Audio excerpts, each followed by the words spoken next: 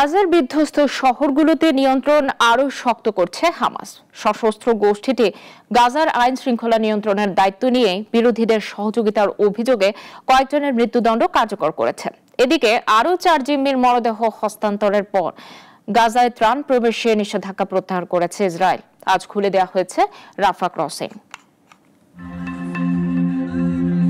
গাজায় যুদ্ধবিরতির মধ্যেও রয়েছে নানা উদ্বেগ। সেখানে নিরাপত্তার দায়িত্বে এখন হামাস।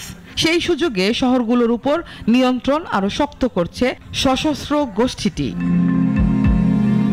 হামাসের নিরাপত্তা ইউনিটগুলো অপরাধী চক্র ও বিভিন্ন সশস্ত্র গোষ্ঠীর বিরুদ্ধে অভিযান চালাচ্ছে। বিভিন্ন এলাকায় অভিযানে নেমে বিরোধী ও ইসরায়েলের সহযোগী সন্দেহভাজনদের বিরুদ্ধেও কঠোর ব্যবস্থা নিচ্ছে।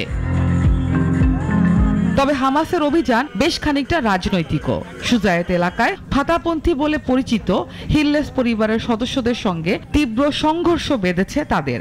ইয়েলো লাইনের কাছাকাছি কিছু অংশে এখনো ইসরায়েলি বাহিনী কার্যক্রম চালিয়ে যাচ্ছে। গাজার প্রায় অর্ধেক অঞ্চল তাদের নিয়ন্ত্রণে।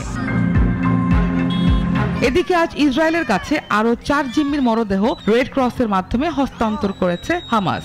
এরপরেই গাজায় ত্রাণের প্রবেশ সীমিত রাখার সিদ্ধান্ত বাতিলও করেছে ইসরায়েল।